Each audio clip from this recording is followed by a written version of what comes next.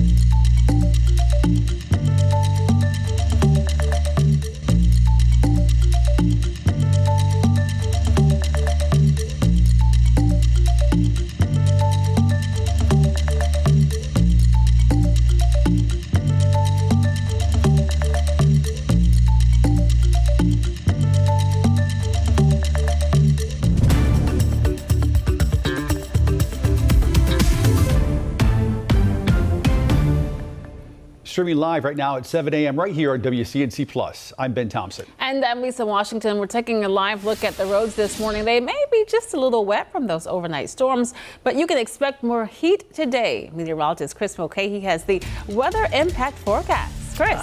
Turning it up, and we also have a little bit of fog this morning, especially over in Burke County and Cleveland County. But I want to show you my favorite camera shot of the morning. Ignore the cables. A lot of those upper level cirrus clouds. Loving this. Dallas has one of the best vantage points that we have in the area, 1,500 feet up, well, 1,450 to be exact. And yesterday we actually saw a solid downpour coming from a storm off into the distance. And our current temperatures right now, we are at 69 degrees around Hickory, 72 degrees around Monroe. That's where you're looking.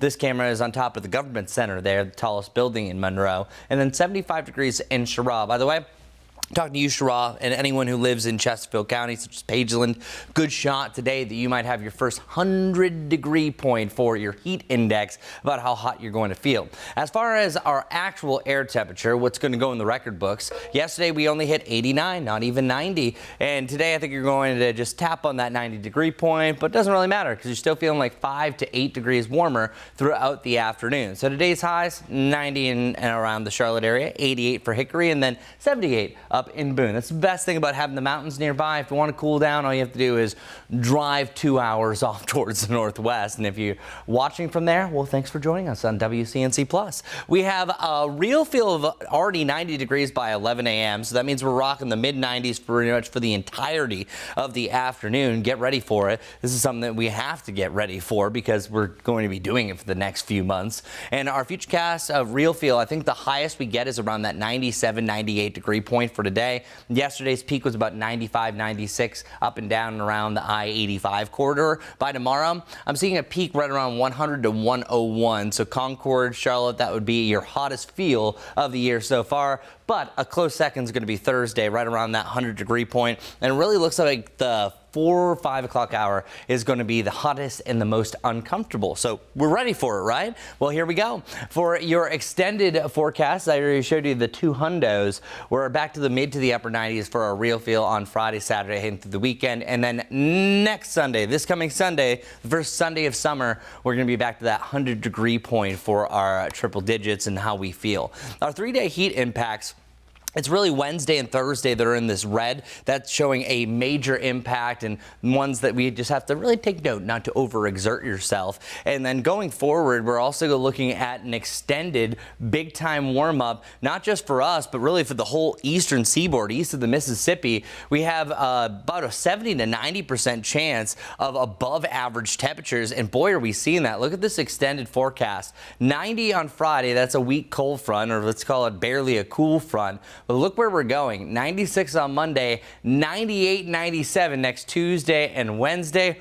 Whew, a little bit closer to a record than where we should be for that time of June. Then you get used to this. 20, 20, 20, 20, multiple 20% chances where we don't have any major systems like a cold front that are going to move in and cool us. That big heat dome is just going to keep that constant chance of a pop-up and shower and thunderstorm. So literally as carbon copy of a summertime pattern as you can get just in time to start off summer. So at least we're on time, right? 90 degrees today, 90 degrees on Friday. I already showed you the extended back to the mid-90s to end the weekend. Get ready for it. It may be too late. It's already here. That summertime is surging. Now let's head over to traffic, which is also surging. It absolutely is getting busy this morning. 7:04 right now. If you do have someplace to be, a few things you'll want to know. We'll start with this. Still live look outside I-77 just north of Griffith. You can see traffic is flowing nice and smoothly there, but as we switch it on over to our live traffic maps, you can see it's starting to become quite active. A few accidents that are bringing some minor impacts. We'll start with this first one here. It's on Albemarle Road and W.T. Harris Boulevard. You can see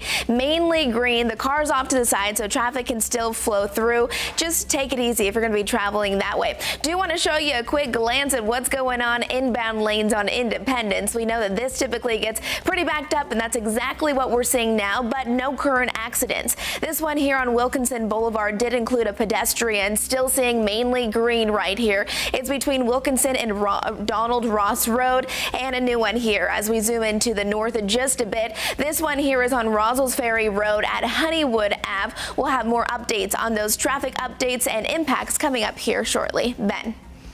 Majestic, thanks. We are following breaking news right now in North Charlotte. Take a look at your screen. This is a live look at what is a large police presence at Cochran Drive and Brandybuck Lane. That's just off Statesville Road. Our crews have been there on scene for about an hour, and to be completely transparent, folks, there's a lot of information we do not know. So it's a fluid situation. You're going to be learning about these things as we do live right here on WCNC Plus. Now, they tell us, our crews there, that officers are going door to door at this point, but we're still trying to figure out who or what exactly they are looking for. They're being tight-lipped with our crews there on scene. Again, though, we've got a reporter and photographer there speaking to investigators, trying to learn more, and we will update you right here on WCNC Plus as soon as we get more information.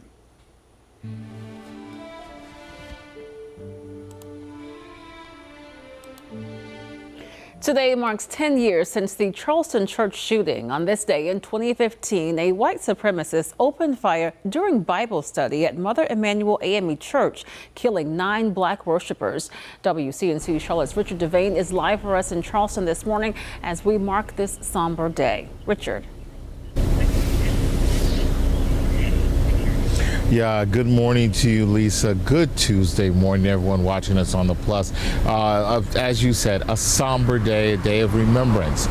Not a celebratory thing, but a time to honor the lives lost. As you see right outside of Mother Emanuel Church, some bouquets of flowers that was brought by a group just a little bit ago. All of this as this community pauses to reflect on the tragic events of that day. Now, as we take a look at video, Charleston continues to remember what happened 10 years ago, that tragic shooting here at Mother Emanuel AME Church. The 10th anniversary of the lives that were lost during that Bible study session when a gunman opened fire. Now, even a decade later, the names of those remain etched in the hearts of the city, honored through prayer, community service, and solemn gatherings like this group, the members of F3 Nation, a men's fitness and fellowship group that honored the victims, first placing flowers outside the gates of the church. Then they stopped to remember the 9 lives lost in a senseless act of hatred. Then those men stopped, prayed, spoke about those victims. They say that we must push ourselves every day, not just physically, but in service to our communities. We spoke to a few members. Here's what one, nicknamed Gandalf, had to say. I wasn't living in Philly when it happened 10 years ago, so I wasn't here, but I was just struck by the tragedy. I hope that they're continuing to heal, to move forward, while also being able to look back with good memories of their loved ones, the joy of those memories to carry them forward, and to know that the community is with them. We're here to remember and to keep the faith in our group, and to remember not only the sacrifices that happened, but again how the city and the community came together. And we come together every morning, and that's what matters. And what was amazing is how the community came together, the walk on the bridge, the meeting together with Mount Pleasant and Charleston, and we really showed the world how you come together in tragedy, and that faith will overcome evil.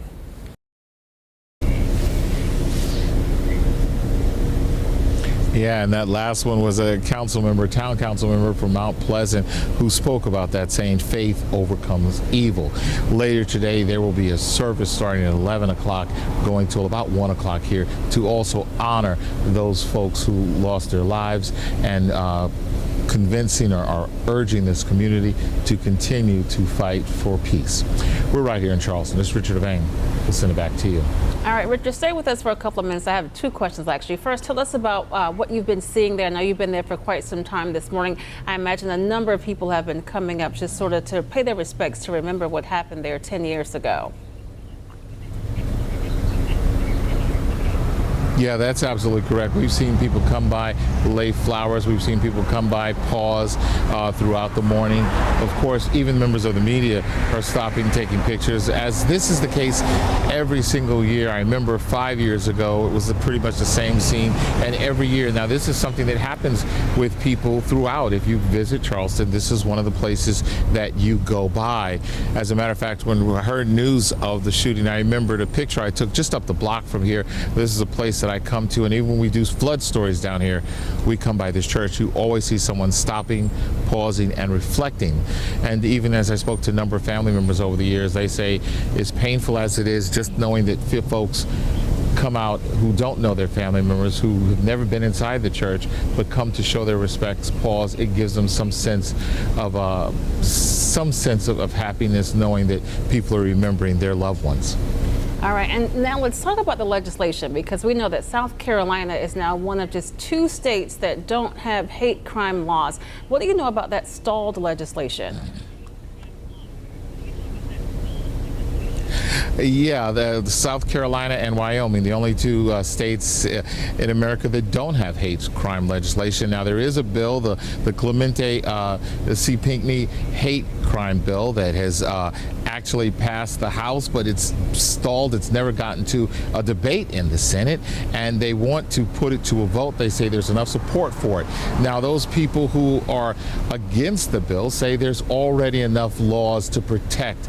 That bill would stiffen the penalties for anything that is considered a hate crime in this state. But as of yet, it's mired and held in legislation, and hopefully an event like today, family members say, and just constant pressure on politicians, because there's just 2 senators who seem to be holding it back.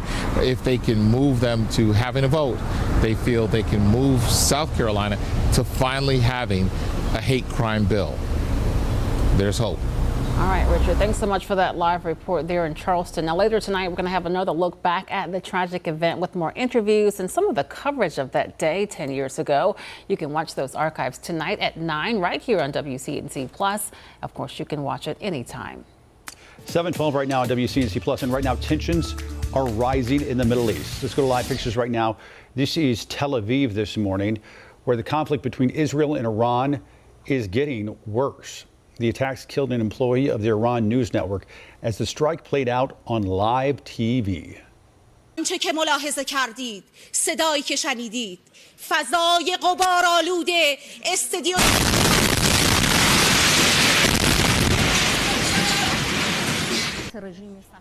The National Security Council expected to meet with President Trump at the White House this morning after he abruptly left the G7 summit overnight. NBC's Alice Barr now following the developing situation this morning.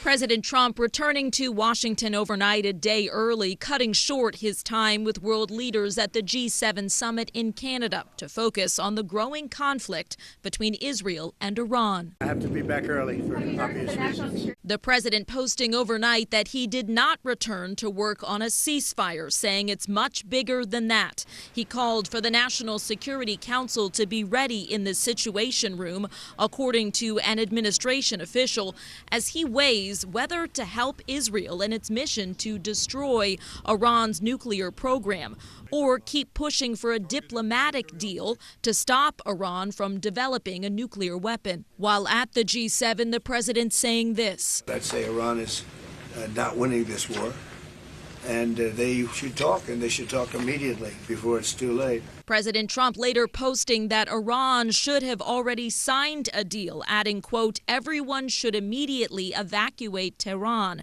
without further explanation. Israel says it now has full air superiority over Iran, striking Iranian state TV live on air in a show of force after damaging multiple nuclear facilities and killing several top generals. Iran is firing back, promising to step up its attacks. The U.S. joined G7 leaders calling for de-escalation, even as 2 U.S. officials say the U.S. is moving more military assets into the region while the world braces for what's next. And that G7 statement calling for de-escalation also affirms support for Israel's security and labels Iran the principal source of regional instability and terror. President Trump was set to meet with Ukraine's president today at the G7, but that's taking a back seat to the new troubling conflict. In Washington, Alice Barr, NBC News.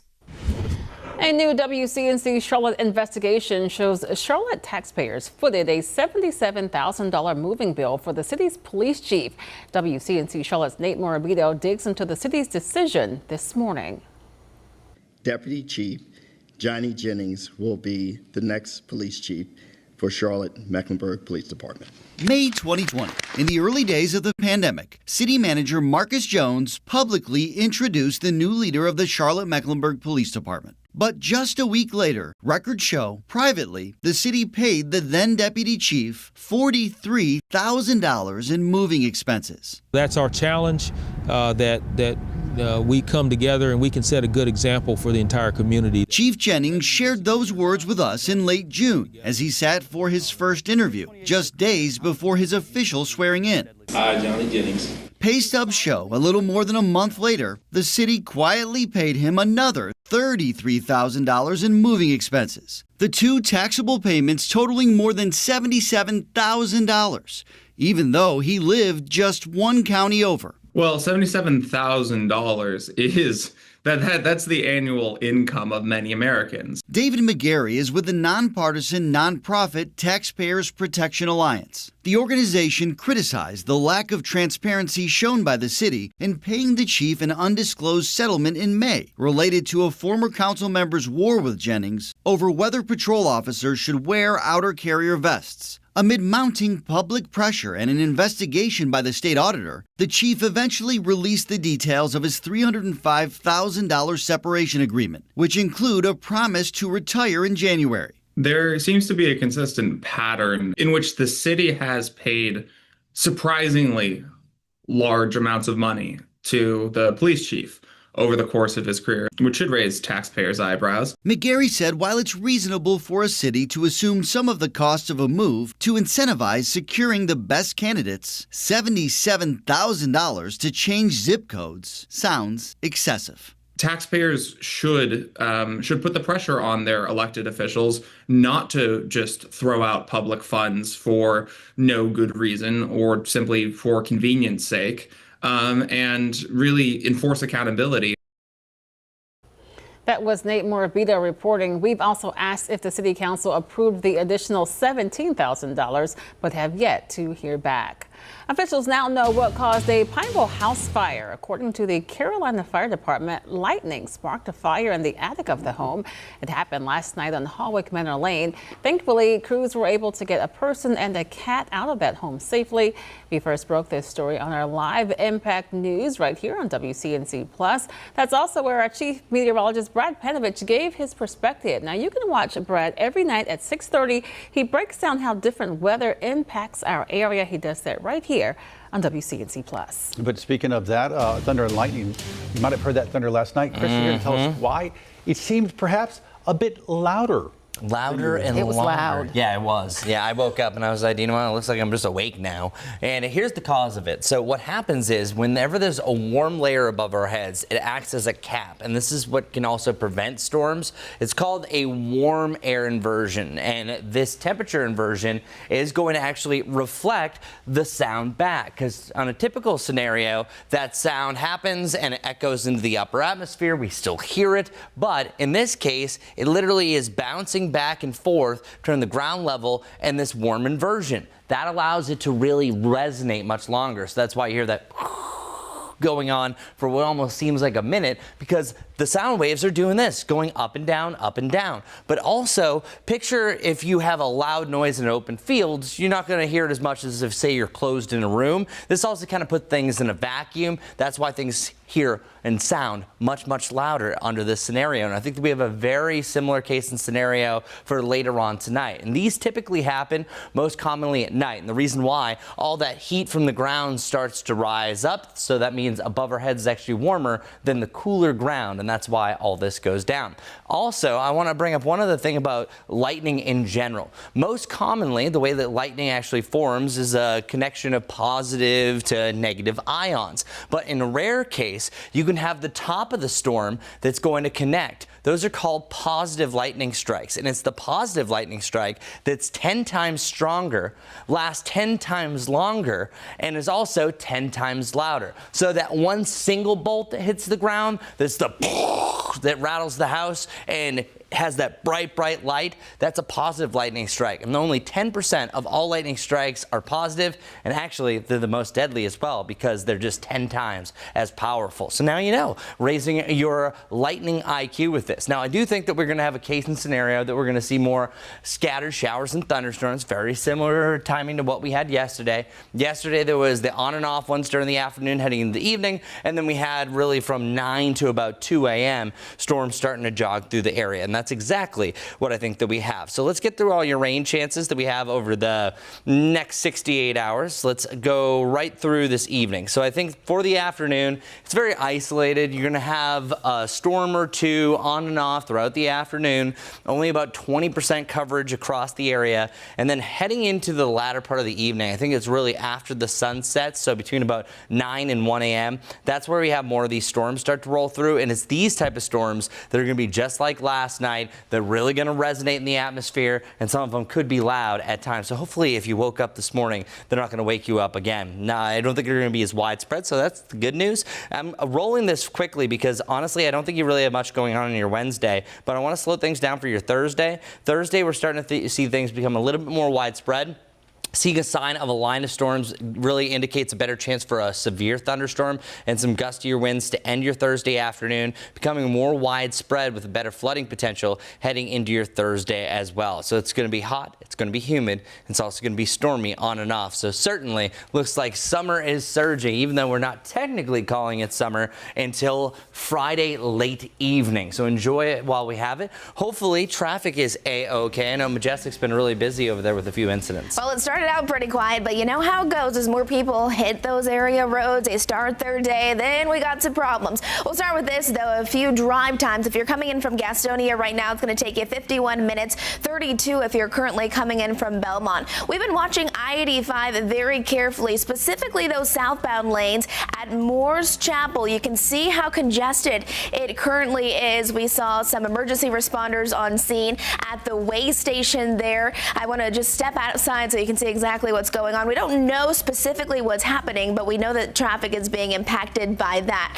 So an ambulance was there earlier, and this is where it's ongoing. I-85 and Moore's Chapel. Just to put it into perspective a little bit more, as we zoom it on in, you can see where those backups are currently. Again, you can still get through, and it's moving, but it's just a little slower than it already typically is this time of the day. Another accident here. It's on Wilkinson Boulevard and Donald Ross Road. We'll keep a close eye on that. I'll give you another update coming up in just a few minutes. Ben.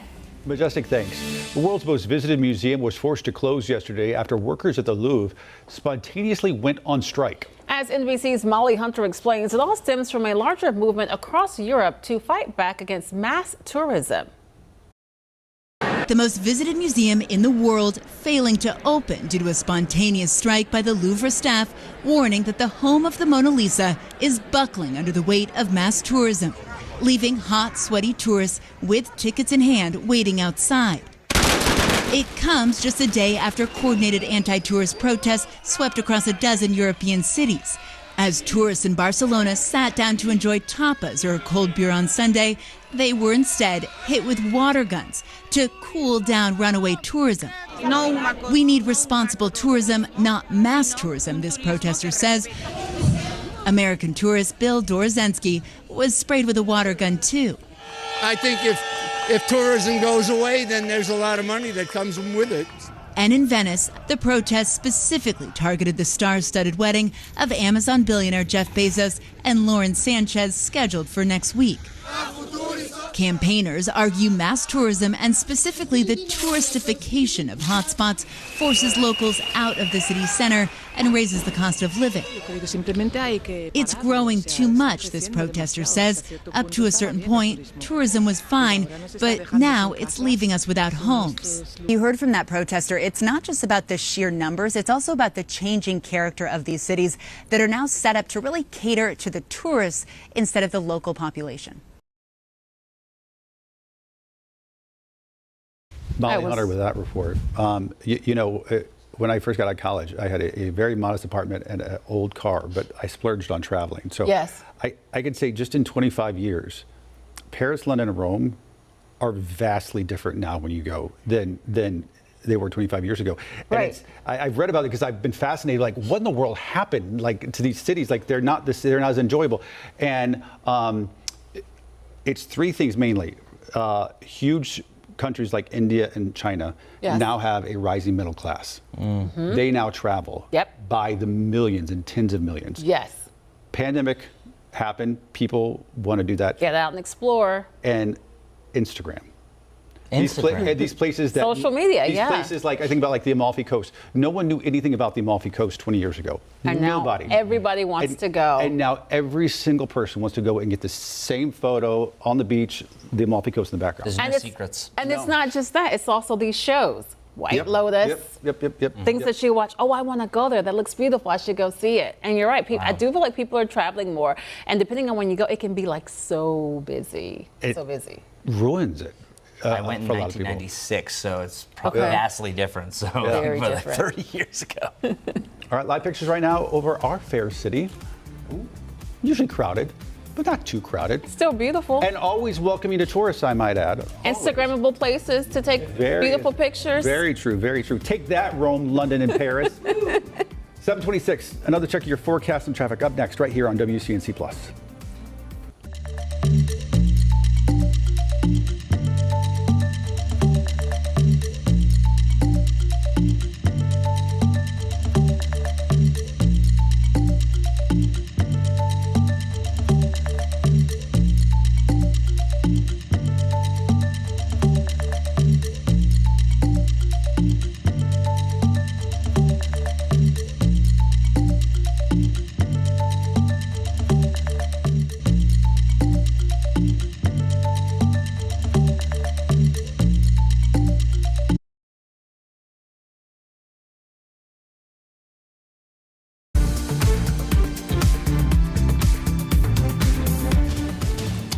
Well, good day, everybody. We do have a chance for some storms here and there, but the fog really taking over some spots. North Wilkesboro down to a 0. We have a quarter-mile visibility right around Hickory and a bunch of zeros here on the map, including Shelby. It's a real tough drive over here in Cleveland County, so you gotta take it easy. That should be burning off really over the next hour or so. By 9 o'clock, most of it should be burned off. Still cloudier sky, though. Temperatures right around 90 degrees for our high, and then our real feel will be hovering in the mid-90s. And dare I even say the upper 90s. That's going to be a possibility with a slight chance for a storm or two. The real feel, as I mentioned, mid-90s heading well into the evening. Keep that in mind and stay cool. Overall, looks like it is going to be a hot trend, feeling like summer as we head into summer, lower to the mid-90s into next week. Majestic, what's going on? All right, good Tuesday morning, everyone. Want you to know about this, an ongoing perspective and situation. You can see I-85 southbound is really starting to become more congested here. It is moving, but it's just moving rather slowly. I-85 and Moore's Chapel. Off to the screen, you can see we do have some blue lights flashing that's out there at the way station. Not confirmed exactly what's going on, but it is impacting your morning commute. Make sure you allow for that. Again, I-85 and Moore's Chapel. We'll have more coming up on WCNC Plus. Hope to see you there.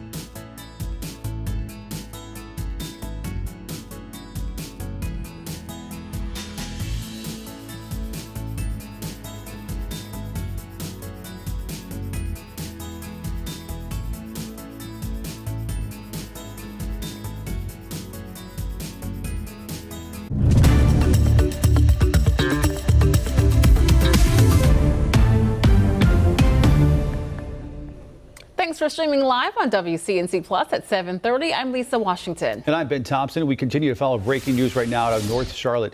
Take a look at your screen. These are live pictures right now of what is a large police presence at Cochran Drive and Paw Paw Lane. That's just off Statesville Road.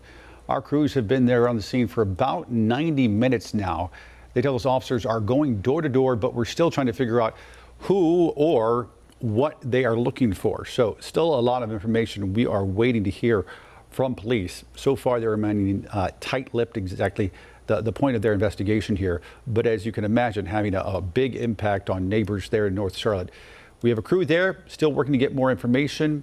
As soon as we find out more information, you're going to learn it live right here on WCNC Plus. The future of a long-standing mobile home community is now in limbo as city leaders consider a request that could displace dozens of immigrant families. WCNC Charlotte's Tradisha Woodard has a look at the timeline and the potential impact. Well, many immigrant families say this fight is not just about what's being built, but about what could be destroyed. They say if this development gets a green light, dozens of families will be displaced.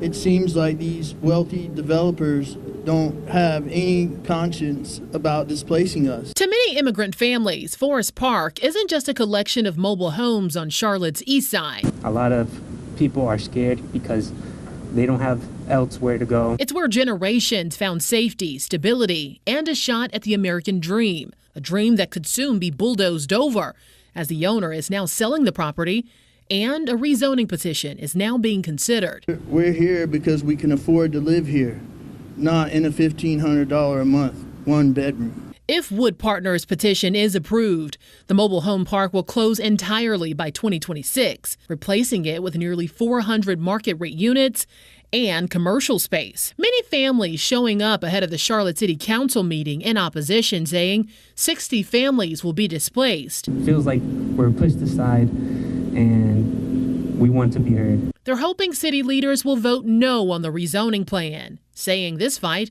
isn't just about property lines, it's also about survival. But city leaders say some things are out of their control. Whether or not we approve it, the timeline that was announced to you before is not something that's within our control. The seller has said that this mobile home park will terminate in May 2026. So if we deny this one, deny the next one, we cannot prohibit this seller from selling. City leaders did ask developers about resources and what can be done to ensure that the transition is a smooth process. They're waiting to hear more details about that ahead of the vote next month. Reporting for WCNC Charlotte, I'm Tradisha Woodard.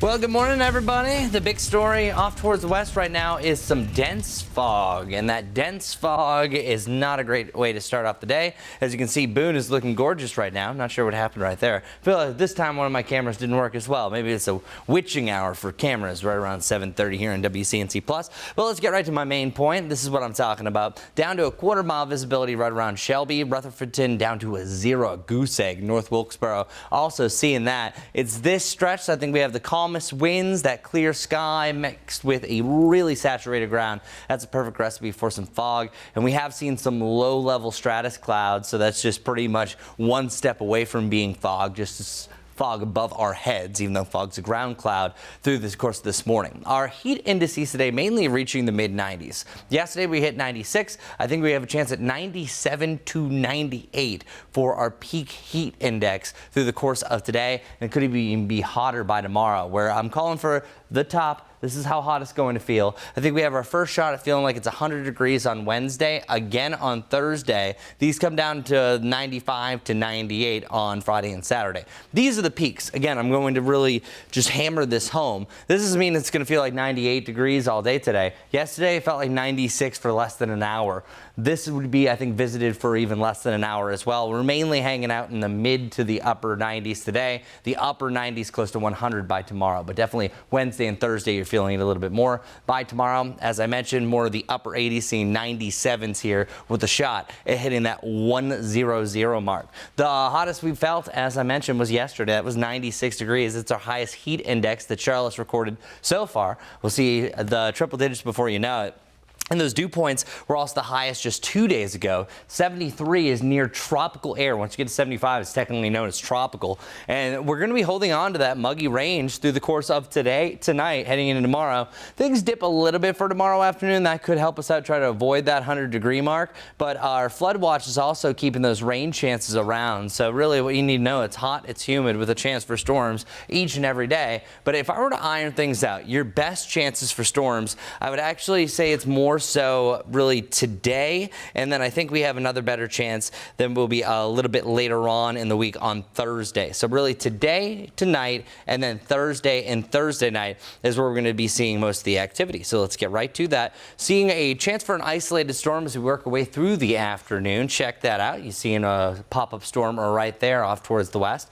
And there's, I think, a lot more dry areas than wet ones as we work our way through today. So it doesn't look like you have the coverage that we had yesterday. We also had a front that was nearby, so very isolated. So what I'm trying to say is most of us will stay dry today, but if you do get nipped by that 20%, boy, is it going to pour in a quick hurry, but then you'll be able to resume whatever you're doing, and it just will feel more steamy afterwards. By the later on of the part of this evening, check this out, by about 9 to 10 to 11 to midnight, I think we have another band of showers and storms just as we did yesterday. So this could be some big thunder boomers, the perfect conditions for it to be a little bit louder and last a little bit longer, as we just explained over the last half hour. And then heading into your Thursday, as I mentioned, this is a better chance. I think you see storms start to develop between about noon to 2, but that this looks to form a line. So we don't just have a chance for storms. I think we actually have a chance for a few strong to severe storms late day on Thursday, heading into your Thursday evening becomes more widespread, so we could have some nuisance flash flooding as well. Some nuisance flash flooding is also going to be a possibility for the mountains today, where we have the highest totals, and then heading into the weekend, things starting to dry out. So let's get to your 7-day forecast showing 90 to 96 as our range, mainly the lower 90s, that's 90 to 93 over the coming days. For Juneteenth, you see those storms return, but then Saturday and Sunday, the first weekend of summer, because the summer solstice officially is at 10:41. Some of us could be sleeping at that point, unless you're having a great Friday night, but you get to introduce the summer season in true summer fashion. You have the slightest chance for that isolated shower and thunderstorm. The mid 90s on Monday, even the upper 90s is a possibility next Tuesday. So Majestic's had a lot going on in the traffic world. Keeping a close eye on that. This is I-85 live look here, heading southbound specifically. That's what we're watching. It's at Morse Chapel. So you can see the cars, they are moving very slowly. We're used to cars moving slowly this time of the day, but southbound lanes being impacted by this. Off to the way station, we have seen a few police officers there. Police and medics have responded on this, and they are confirming at least one person has life-threatening injuries at this time. So this is what it currently looks like. Want to switch it on over to our live traffic map, which is very busy right now. This is exactly where the incident is ongoing here. I-85 right before exit 27, Mount Holly. So again, one person with life-threatening injuries.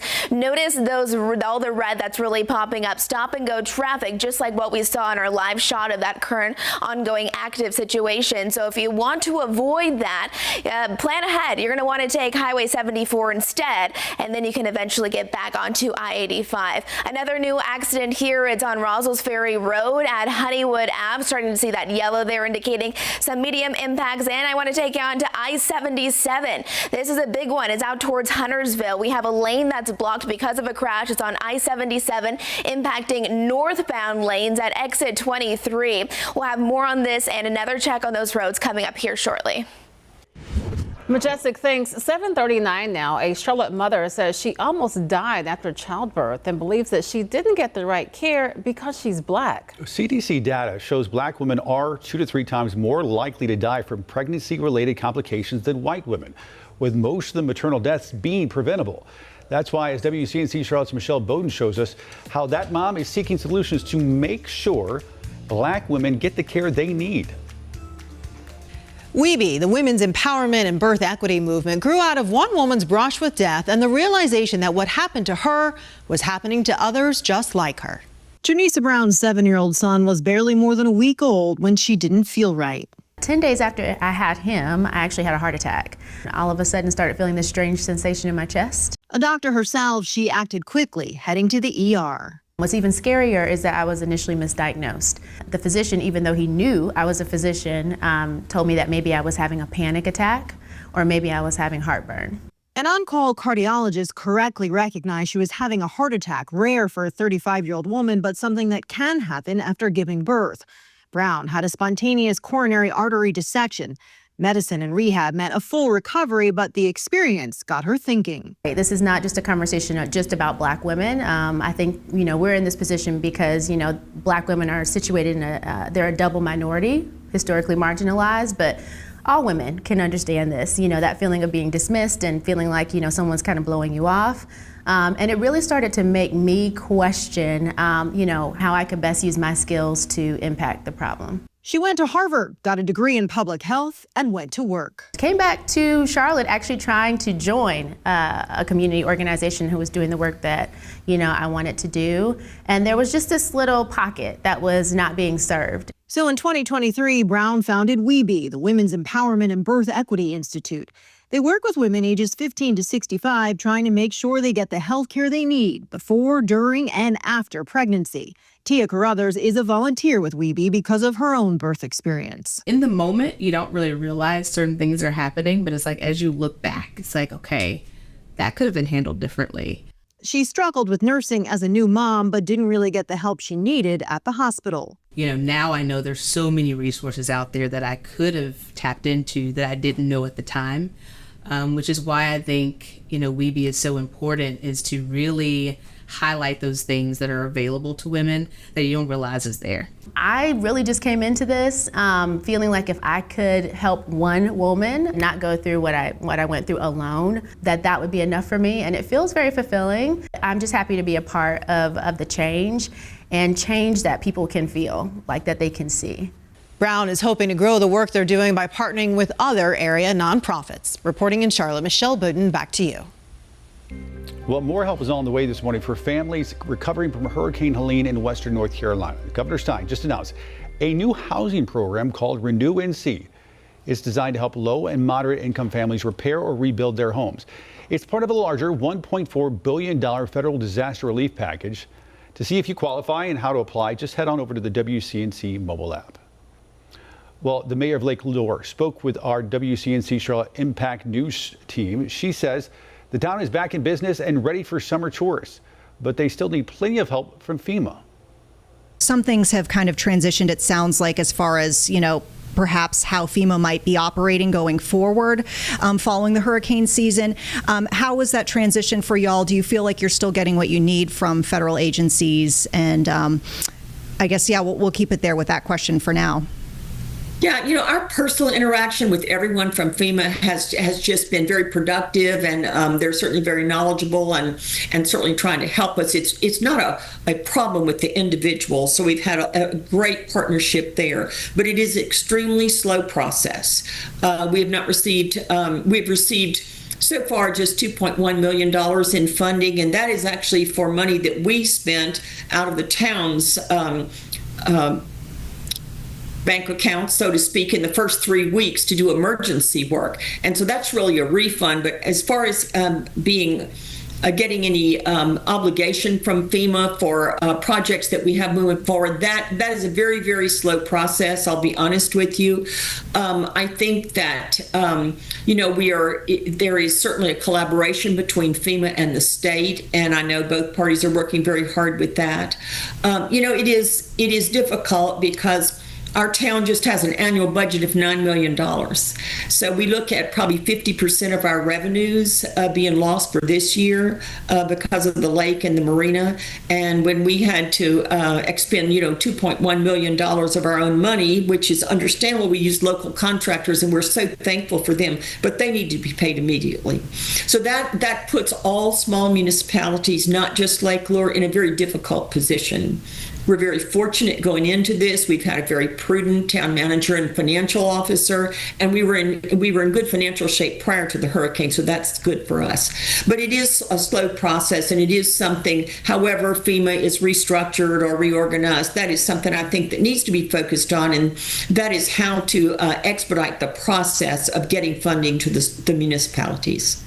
It is very difficult for small business owners because we all know that small business owners have just a certain amount of capital reserves and really can't afford to go too long with no revenue coming in. And that is one reason that it is so important for us to encourage people to come and enjoy all the things in Lake Lure. As an example, we'll be having our usual 4th of July celebrations on both the 3rd and the 4th, one in Rumbling Ball and one on the beach here. We are having many celebrations like that. So I encourage everyone to come. It is, certainly we need to give all the help we can to our small business owners to help them live through this until we have Lake Lure back to its pristine beauty. Lake Lure, the town of Lake Lure is absolutely open and thriving, and we're so grateful for all the progress that has been made. And so many things are ready to receive visitors. The one thing that we're not able to open right now is the actual lake itself. We're in the process, which is wonderful. Army Corps of Engineers is been in the process since actually October of removing all of the sedimentation and subsurface and surface debris from Lake Lure, but that will continue through the summer. And until we have removed all of that, the lake cannot be open for visitors. But other than that, that's just one part of what is available in Lake Lure. The trails are open, which are beautiful. We have 2 18-hole golf courses that are open in Rumbling Ball. Morse Park is partially open. Our own Public Works Department has redone that. The gazebo, where so many weddings have taken place over the last decades, are open. All of our hotels and restaurants are open, so we absolutely welcome everyone here.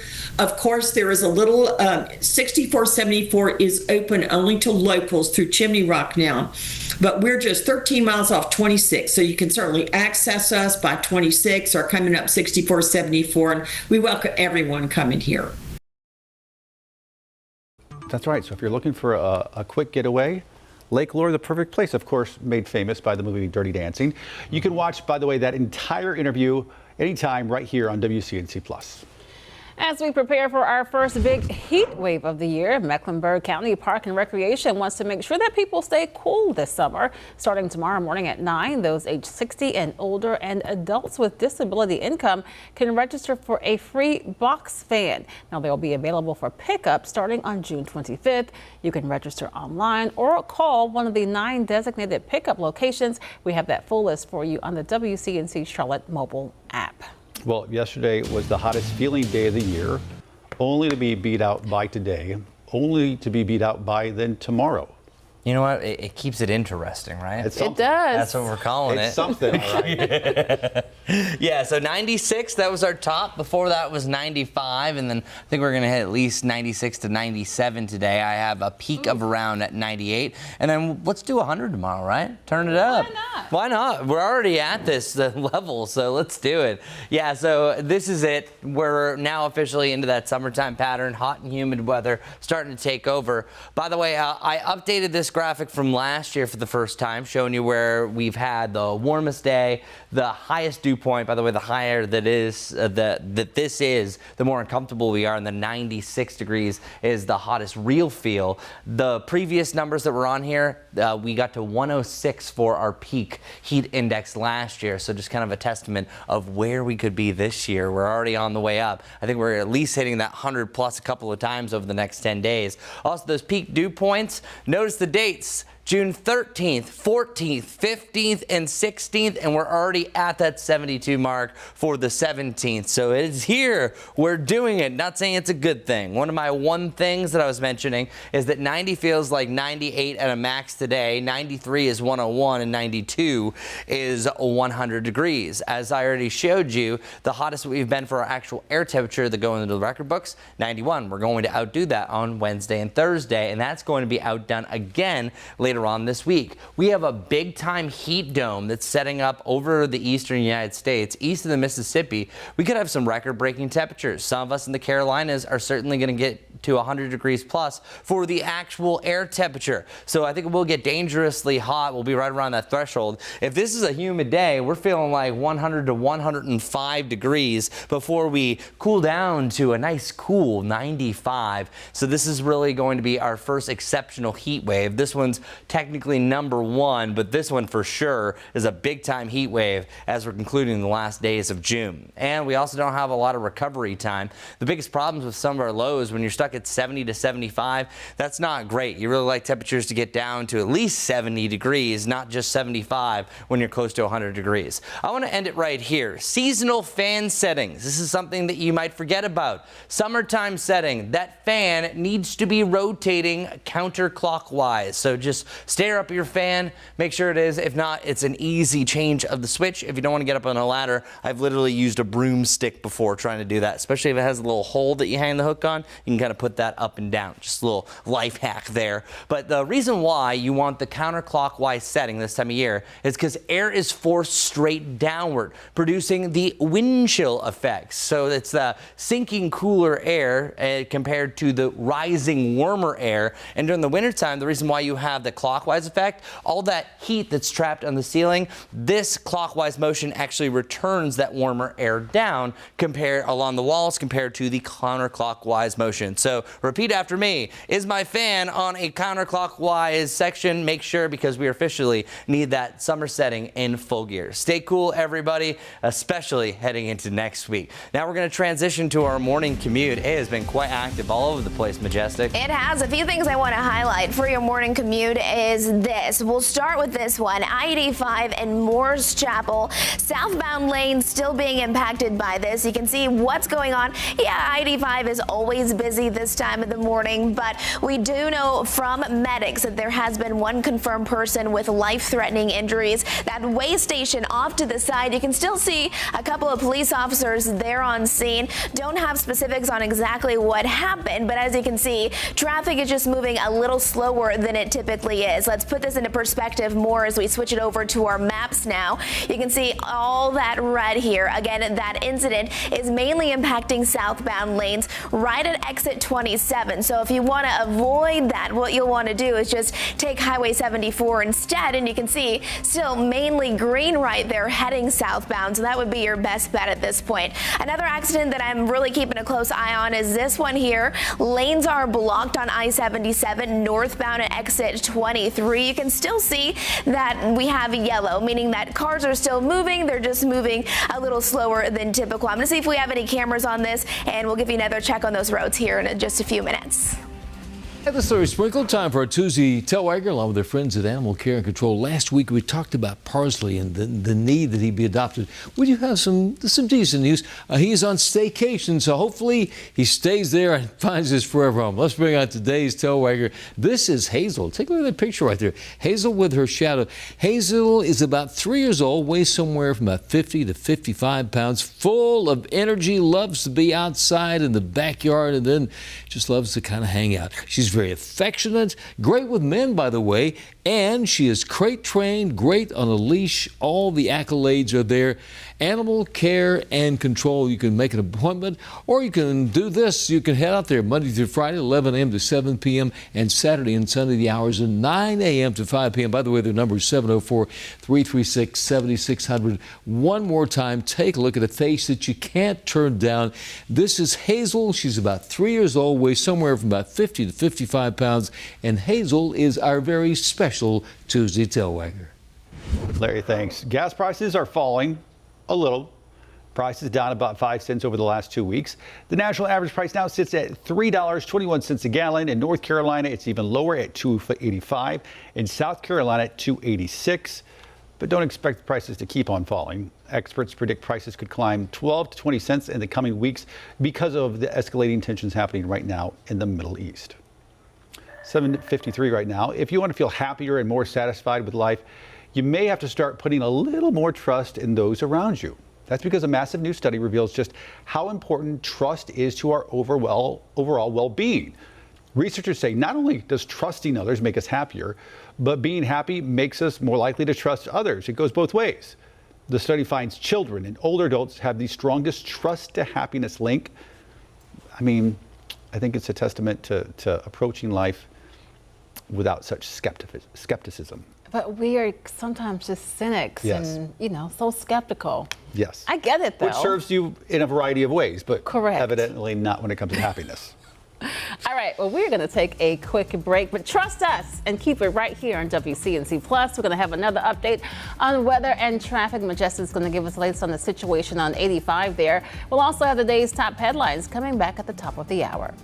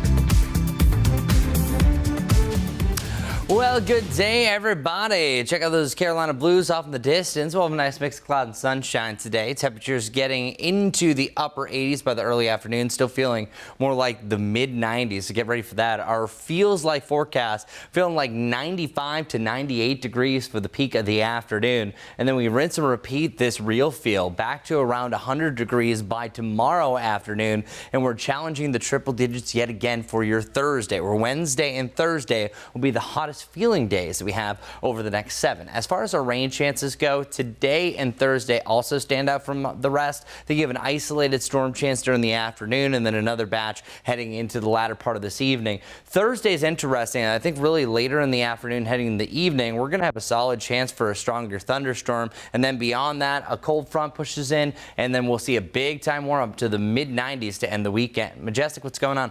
All right, let's take a look at those roads as you're heading out the door this morning. I-85 southbound. We got some problems. You can see a live look at this. This is I-85 in Moore's Chapel. You can see, yes, it's always slow this time of the day, but it is definitely a bit slower. That way station off to the side of your screen, there are some police officers still on scene. At least one person does have life-threatening impacts this morning. So if you don't want to take that route, one suggestion is just taking Highway 74 instead.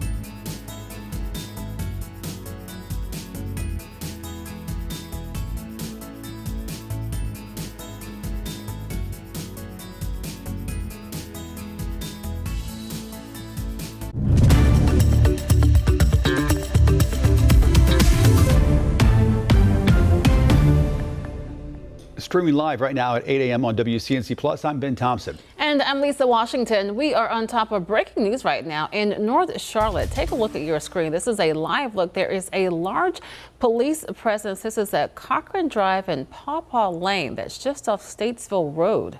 Our crews have been out there for going on 2 hours right now, but we should say in a situation like that, that's still early in an investigation. Our crew tells us those officers are going door to door, but we're still trying to figure out who and what they're looking for.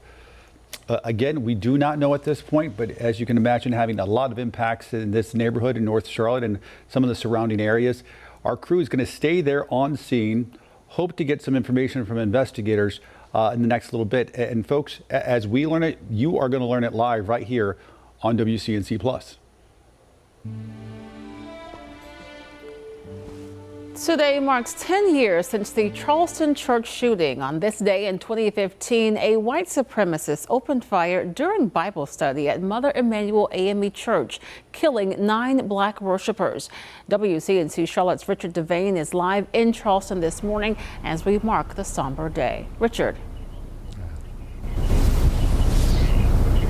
Yeah, good morning to you, Lisa. Good Tuesday morning, everyone, on what is a somber day, a day that will be remembered here as this community comes to pay honor and respect to those lives that were taken tragically in that senseless shooting. Now, Charleston continues to reflect on the events of that day a decade ago when that shooting happened here at Mother Emanuel AME Church. The 10th anniversary of the 9 lives lost during that Bible study session. You hear someone there, a group, they actually called out each of the victims' name. That's in that Bible study session, a gunman opened fire. Even 10 years later, those names lost remain etched in the hearts, on the lips, and in the minds of folks in our community. They've been honored in prayers and community services, and of course, gatherings like the one you're looking at.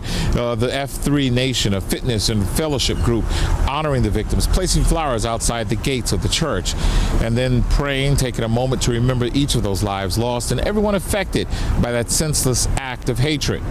They also say that we must push ourselves every day, not just physically, but in service to our communities. Take a listen to what they had to say. I wasn't living in Philly when it happened 10 years ago, so I wasn't here, but I was just struck by the tragedy. I hope that they're continuing to heal, to move forward, while also being able to look back with good memories of their loved ones, the joy of those memories to carry them forward, and to know that the community is with them.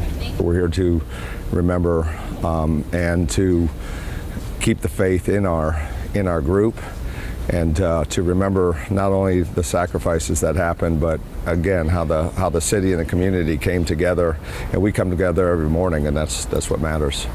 And what was amazing is how the community came together, the walk on the bridge, the meeting together with Mount Pleasant and Charleston, and we really showed the world how you come together in tragedy, and that faith will overcome evil.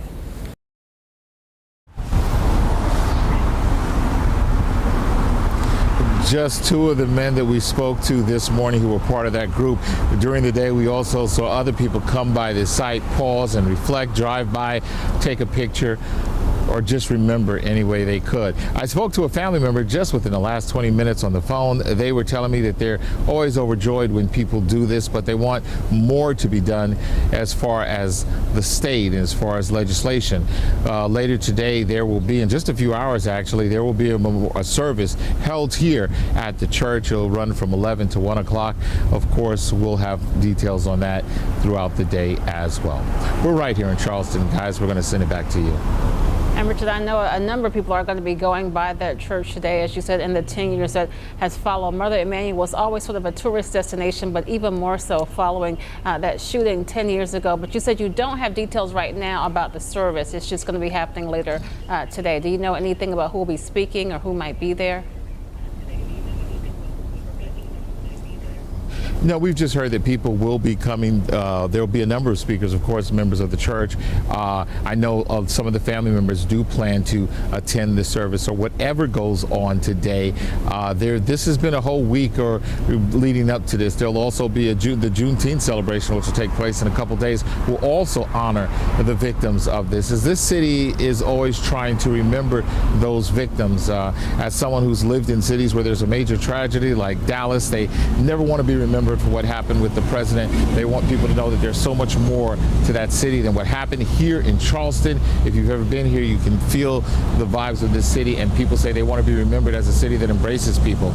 Even though a terrible tragedy happened, they say they want everyone to feel welcome to come here and that this is a city that cares about one another. All right, our Richard Devane live in Charleston. Richie, thank you so much for that report. And later tonight, we're going to have another look back at this tragic event with more interviews and some of the coverage of that day. You can watch those archives tonight at 9 right here on WCNC Plus.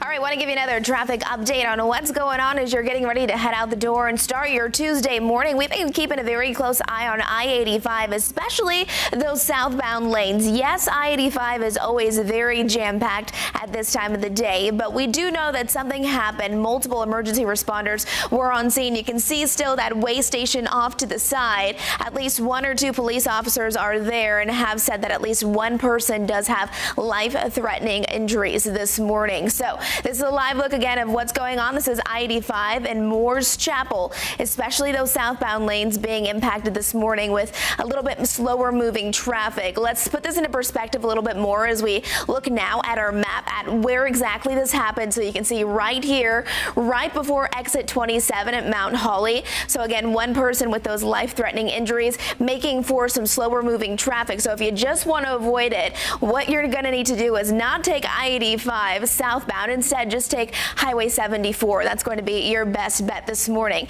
In addition to that, up towards Huntersville, good morning to you. Right now, still looking at this one lane that is blocked on I-77 northbound. Cars are still able to move through. This is at exit 23, but just moving a little slower than they typically would for the morning commute. We'll have another check on those roads coming up in just a few minutes. But for now, Chris, what's going on with the weather? Let's go check up at Boone, App State. What's happening over there besides the construction that we're looking at? Some blue skies, not too bad. Visibility's A-OK. App Ski Mountain, so we have our app trend here. All is well up here as well. And also over in Dallas, just some upper level clouds, some contrails, a beautiful start. Looking down though, since we're 1,450 feet up in the atmosphere, it's right down here. We have a low deck of stratus. That is those thin clouds, those areas of just pretty much, they fill in all the gaps, make it feel really cloudy. That's essentially fog. That when it drops down to the ground and it's a ground cloud, it's really stratus is just above our heads. But a quarter to a half mile visibility is what we're seeing from some of that fog, even down to a 0 on Rutherford. I always have trouble saying that one. And then North Wilkesboro right around a quarter mile as well, up to about a 10-mile visibility the further east that you go. And those visibilities are going to improve drastically over the next hours. This is really where things really start to improve. And then we should be near to perfect visibilities by about 10 o'clock for most of the area, just maybe a little bit on the cloudier side. Current temperatures, we're already up to 76 degrees in Lincolnton. Hickory, you're taking a little time with some of that fog, 69 degrees. Also a little bit cooler in Morganton for the same reason in Shelby. 79, Gerard, you're almost at 80 degrees. Welcome. Yesterday we hit 89. Today I think we absolutely hit that 90 mark. And it's going to be feeling hot and humid throughout today. Mainly feeling like the mid-90s, but I think there are going to be some exceptions, feeling as hot as 96 to 98 degrees for the upper threshold. I think it's only Chesterfield County, some areas that might pop into those triple digits, but these are our max real feels, 97 to 98, even though I think a majority of the afternoon feels like 94 to 96, which 96 was also the peak heat index yesterday. How we feel tomorrow? Well, I think the peak is right around 100 degrees to 101. And hey, let's do it again, right? Might as well. So nice we did it twice. Thursday, back to about 100 degree real feel. So those peak heat indices, as you can see, the only ones getting into the danger temperatures, though, and that's really when you're starting to feel like that triple-digit heat, is going to be on the Wednesday and Thursday. Then we have the mid to the upper 90s. And those heat impacts also showing that the red representing a major impact to us. So try not to overexert yourself. This is the first big warm-up that we have of the season. It's always the first one that we see the most cases of heat exhaustion. I know that we've lived here. I know that we're used to seeing this all the time, but trust me, we see constant reports each and every year. It's usually the first event, something like this, that people maybe go or push harder than they absolutely should. Our high temperatures, actual air temperature, lower 90s going forward heading into the weekend, but then we start a secondary warm-up. Another heat dome really begins to take over the eastern seaboard, and that's going to drive temperatures into the hottest so far, mid-90s on Monday. Next Tuesday in the upper 90s, and some areas in the Carolinas even hitting 100 degrees actual air temperature for the first time. So if you think this is hot, just wait. Stay cool, everybody. Chris, thanks. 8:10 right now on WCNC Plus, and tensions are rising in the Middle East. Live pictures right now from Tel Aviv this morning, where the conflict between Israel and Iran is getting worse. The attacks killed an employee of Iran news network as that strike played out on live TV. Take a look. آنچه که ملاحظه کردید، صدایی که شنیدید، فضای غبارآلود استادیوم.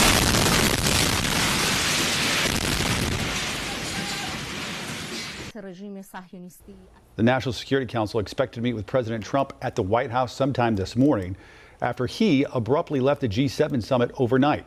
NBC's Alice Barr now with the latest out of D.C. President Trump returning to Washington overnight a day early, cutting short his time with world leaders at the G7 summit in Canada to focus on the growing conflict between Israel and Iran. I have to be back early for obvious reasons. The president posting overnight that he did not return to work on a ceasefire, saying it's much bigger than that. He called for the National Security Council to be ready in the Situation Room, according to an administration official, as he weighs whether to help Israel in its mission to destroy Iran's nuclear program or keep pushing for a diplomatic deal to stop Iran from developing a nuclear weapon. While at the G7, the president saying this. I'd say Iran is not winning this war, and they should talk, and they should talk immediately before it's too late. President Trump later posting that Iran should have already signed a deal, adding, quote, everyone should immediately evacuate Tehran without further explanation.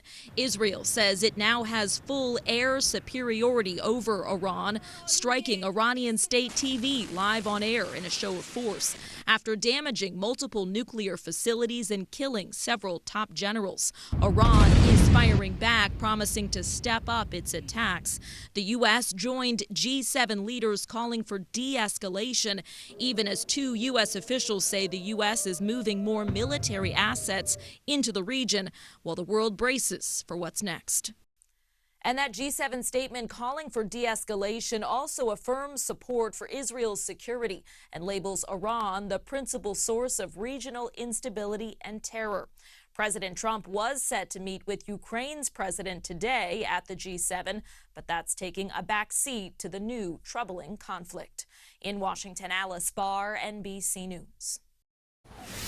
All right, take a look at your screen right now. The market's reacting to that conflict in the Middle East this morning. The U.S. futures all in red. We have a little more than an hour before the markets open, but again, you can see then the futures market all three in red, the S&P, the Dow Jones, and the NASDAQ. The S&P down about 22, the Dow Jones more than 160, and the NASDAQ about 88, again, all in red. After closing on a positive note yesterday, of course, we will keep you updated on these numbers throughout the morning right here on WCNC Plus. A new WCNC Charlotte investigation shows that Charlotte taxpayers footed a $77,000 moving bill for the city's police chief. WCNC Charlotte's Nate Morabito digs into the city's decision this morning. Deputy Chief Johnny Jennings will be the next police chief for Charlotte-Mecklenburg Police Department.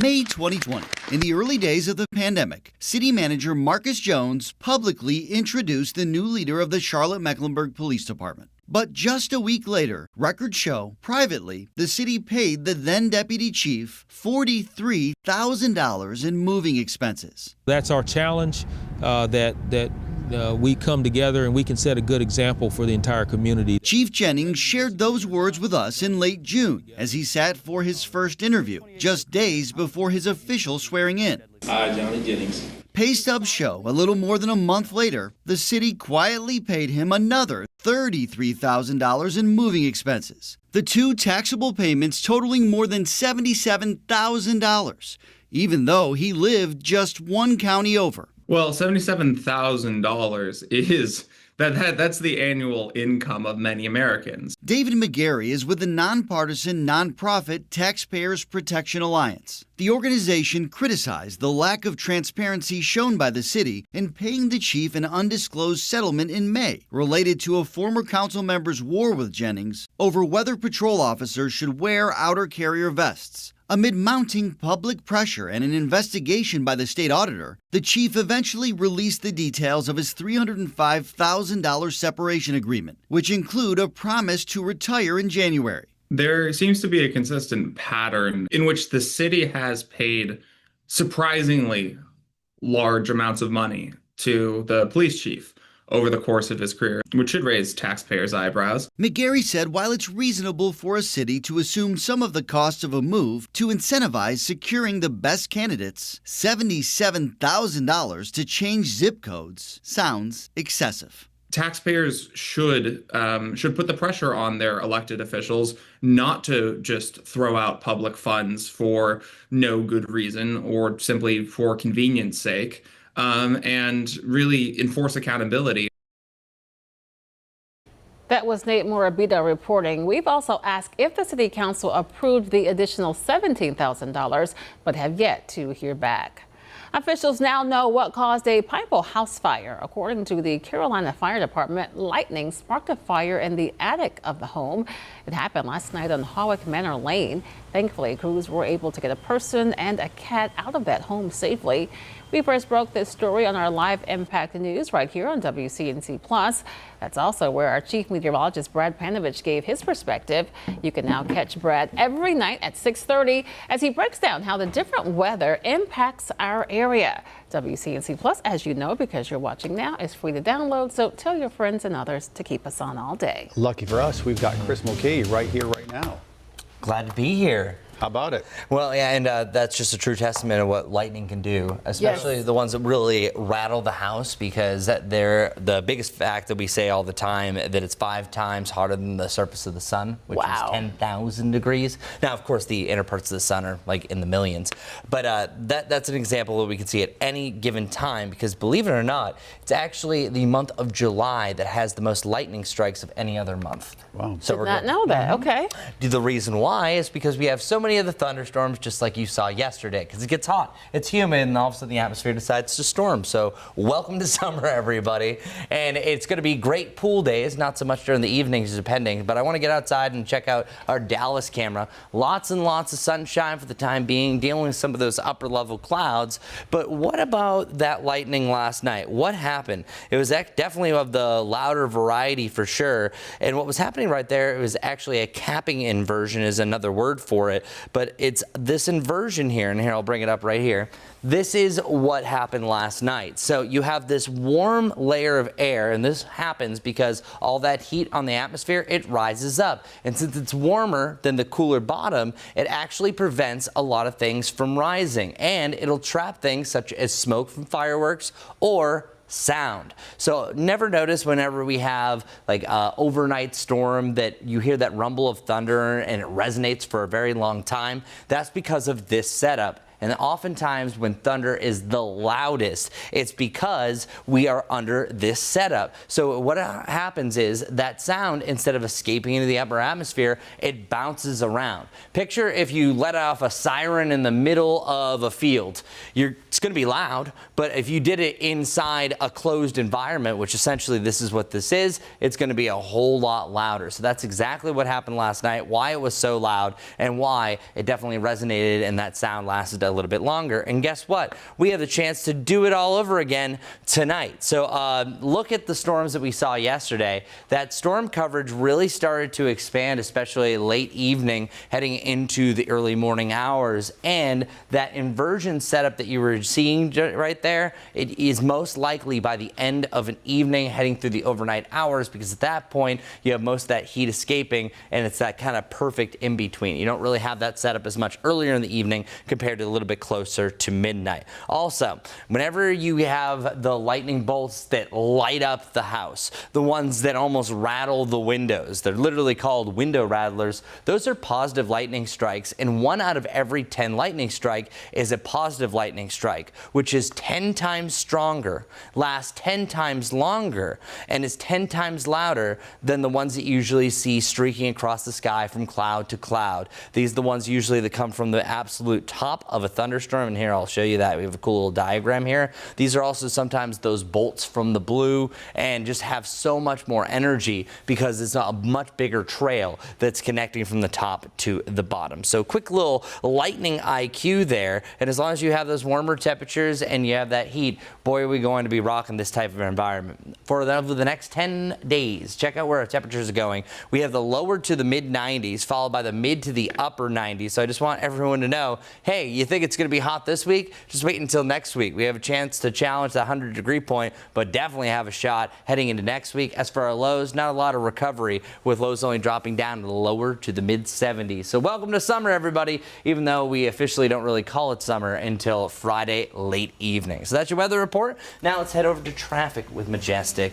Any improvements? Well, kind of. We're definitely seeing a lot that's still going on. I-77 here. If you're coming in from York County, good morning to you. Your morning commute is pretty typical. Not seeing anything too out of the ordinary there. Nice start to the day, but this is really what we've been watching. I-85 and Morris Chapel. Off to the side at the way station, we've seen a couple of police officers on scene. Medics have said at least one person does have serious life-threatening injuries. Again, we're not exactly sure what did happen, but we do have that backup there. Again, I-85 at this time of the day is always busy, but this is going to slow you down just a bit more, and this is southbound lanes. As we switch it over to our map here, you can see exactly where it is right now. You can see all that backup there, so if you just don't want to wait longer than you need to, right now we just suggest taking this alternate route, and that would be to take Highway 74 right below I-85 to get to where you need to be this morning. Otherwise, still following a couple of minor accidents. This one here is on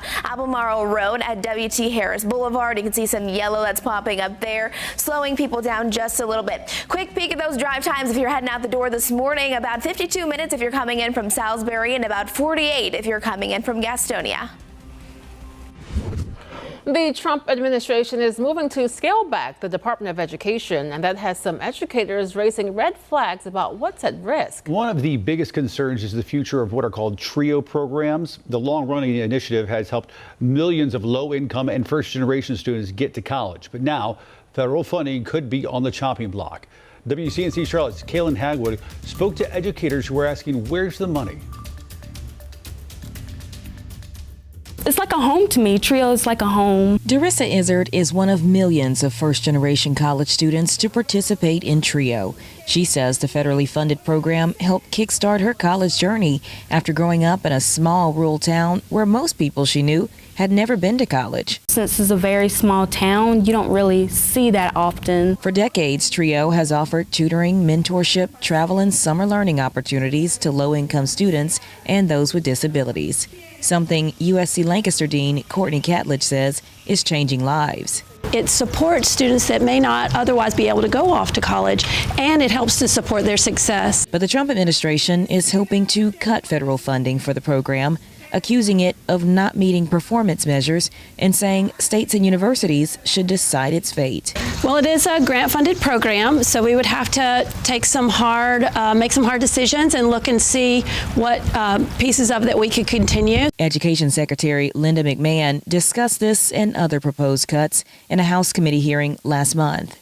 Its cuts reflect a bureaucracy that is getting out of the way, and its continuations and increases represent smart spending that will help improve student achievement. Now a sophomore in college with big goals. I want to be an aerospace engineer. Izzard hopes Trio will be available for other students for years to come. Really enjoyed the experience and being a part of Trio, and I'll take it with me for life. Kaylin Hagwood, WCNC Charlotte. 8:24 right now on WCNC Plus. Check this out. A new study shows that trusting people might actually make you happier and healthier. Research finds people who trust others, especially in close friendships, tend to feel more satisfied with life, both mentally and physically. And it's not just about personal connections either. Even living in a community where people trust each other, like the kind of place where somebody would return your lost wallet, can boost overall well-being. How about that? Trust is built.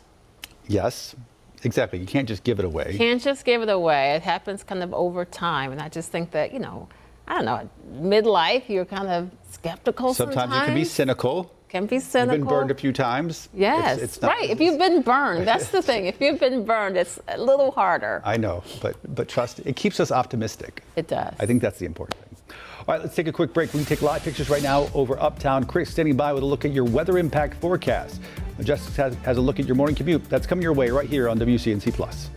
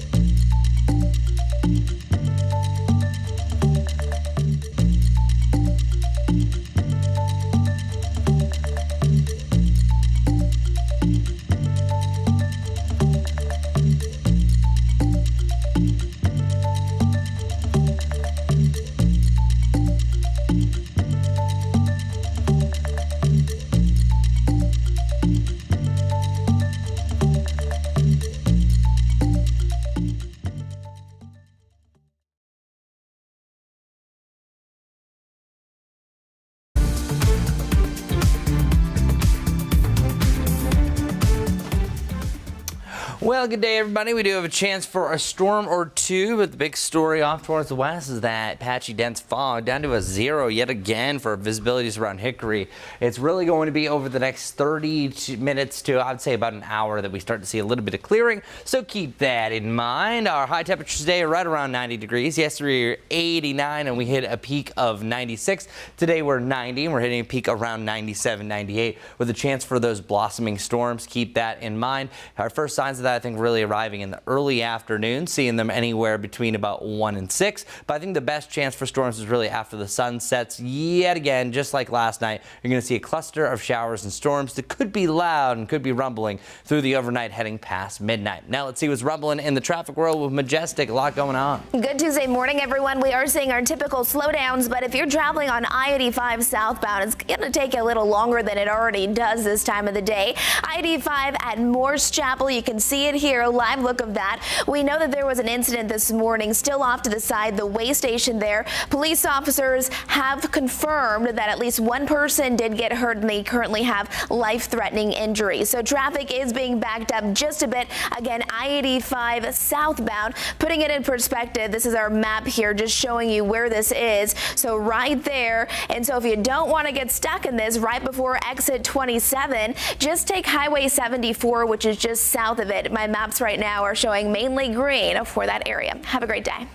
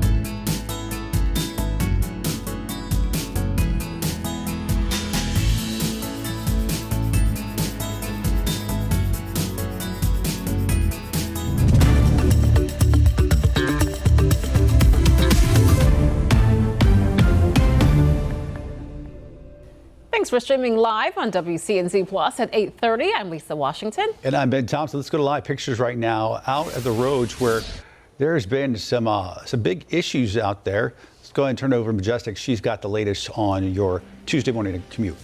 All right, good morning, everyone. Want to show you a live look. This is I-85 here impacting southbound lanes. This time of the morning, I-85 is always slow moving, but it's going to take you a little longer today. This is I-85 in Morse Chapel. You can see traffic is flowing. Good news there, but just moving slowly. That way station just off to the side of your screen does still have at least one police officer on scene, and they have said that at least one person did have life-threatening injuries with something that happened this morning. We don't exactly know the specifics, but we have seen the impacts when looking at the road. So let's switch it over to the maps now, showing you perspective as to where that is. Again, this is I-85 southbound right before exit 27, Mount Holly there.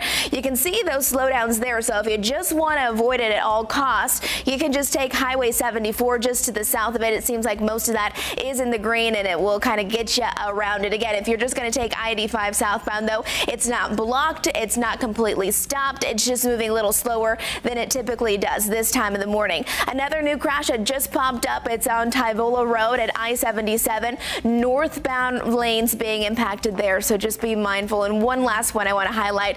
It's on Albemarle Road and W.T. Harris Boulevard, seeing some minor impacts. The cars off to the side, cars can still get through, but it's just slowing people down just a few minutes for their morning commute. Chris, how's the weather today? Weather is great. All right, back to you all. Just joking. We are looking at upper level clouds, some low level clouds as well, and not a lot to mention except for some of those lower visibilities. Whew, this isn't good. Down to a 0 around Hickory. That's Highway 321 that's impacted through Lincolnton. Lincolnton's kind of been on the cusp of a dangerous drive. Truly, even 3/4 of a mile, it's not great. It's not pretty, but it's drivable. You can still see in front of you. Down to a 1/4 mile to a 0. That's where it really becomes hazardous because things can come out of nowhere and lead to more wrecks, and that's often the case. But these are actually improving. I'm seeing signs of it even from the stratus clouds over in Dallas that this will quickly rise above that 1 mile point, I think probably over the next 30 minutes. So once we're ending at least our stretch here on WCNC Plus, as we move on to Jane, I think at that point we're going to be back above a mile, and then by 10 o'clock, all of us should be pretty much back to a perfect visibility on the ground. I want to show you some of the viewer photos that we received yesterday. Boy, is there a difference from house to house. Kate P. enjoying a beautiful rainbow, or dare I even say a double rainbow over here in Rock Hill. And then meanwhile, on the county line of York County, we have Christine Allen. I hope the truck or the car is okay. That a small tree came down. Actually, this is a pretty decent sized tree, but it's not one that's going to crush the car. So it could be an insurance claim there. But that just shows that even outside on a typical summer day, you're still going to have a chance for a severe thunderstorm that's going to have wind gusts up to about 60 miles per hour. I'll never forget when we first moved in our house in 2019. Microburst took off the top of a really tall tree and crushed our fence. So that was a good way to start off the day, but it wasn't a severe weather day. It was just a typical summertime storm that can do that, especially when they're super saturated. A wet microburst just allows all that cool air, really dense, to drop down to the surface. So I want to show you some of the photos. By the way, just email us, weather@WCNC.com. We'd love to see your photos.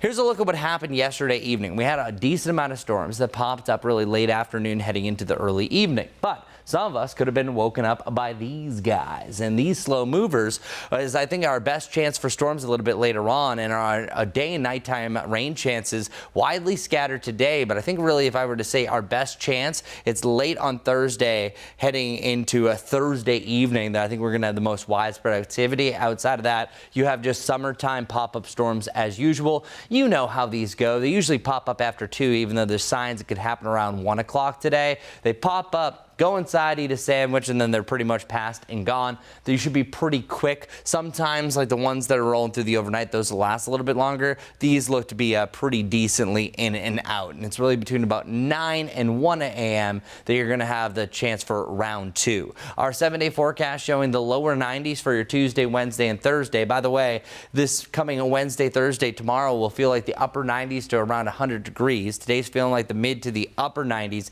even though it says 90 for a high. Then a cold front will dry us out slightly for Friday and Saturday, but then right after that, we waste no time. The moisture returns, the heat returns, our hottest air of the year arriving Sunday and Monday. Chris, thanks. More help is on the way for families recovering from Hurricane Helene in western North Carolina. The governor just announced a new housing program called Renew NC. Now, it's designed to help low and moderate income families repair or in some cases rebuild their homes. It's part of a larger $1.4 billion federal disaster relief package. To see if you qualify and to see how to apply, head on over to the WCNC Charlotte mobile app. Speaking of rebuilding, the mayor of Lake Lure spoke with us here on WCNC Plus. She says the town is back in business and ready for summer tourists, but they still need plenty of help from FEMA. Some things have kind of transitioned, it sounds like, as far as, perhaps how FEMA might be operating going forward following the hurricane season. How was that transition for y'all? Do you feel like you're still getting what you need from federal agencies? And I guess, we'll keep it there with that question for now. Yeah, our personal interaction with everyone from FEMA has just been very productive, and they're certainly very knowledgeable and certainly trying to help us. It's not a problem with the individual, so we've had a great partnership there, but it is an extremely slow process. We've received so far just $2.1 million in funding, and that is actually for money that we spent out of the town's bank account, so to speak, in the first 3 weeks to do emergency work. And so that's really a refund. But as far as getting any obligation from FEMA for projects that we have moving forward, that is a very, very slow process, I'll be honest with you. I think that, there is certainly a collaboration between FEMA and the state, and I know both parties are working very hard with that. It is difficult because our town just has an annual budget of $9 million. So we look at probably 50% of our revenues being lost for this year because of the lake and the marina. And when we had to expend, $2.1 million of our own money, which is understandable, we use local contractors and we're so thankful for them, but they need to be paid immediately. So that puts all small municipalities, not just Lake Lure, in a very difficult position. We're very fortunate going into this. We've had a very prudent town manager and financial officer, and we were in good financial shape prior to the hurricane, so that's good for us. But it is a slow process, and it is something, however FEMA is restructured or reorganized, that is something I think that needs to be focused on, and that is how to expedite the process of getting funding to the municipalities. It is very difficult for small business owners because we all know that small business owners have just a certain amount of capital reserves and really can't afford to go too long with no revenue coming in. And that is one reason that it is so important for us to encourage people to come and enjoy all the things in Lake Lure. As an example, we'll be having our usual 4th of July celebrations on both the 3rd and the 4th, one in Rumbling Ball and one on the beach here. We are having many celebrations like that. So I encourage everyone to come. It is, certainly we need to give all the help we can to our small business owners to help them live through this until we have Lake Lure back to its pristine beauty. Lake Lure, the town of Lake Lure is absolutely open and thriving, and we're so grateful for all the progress that has been made.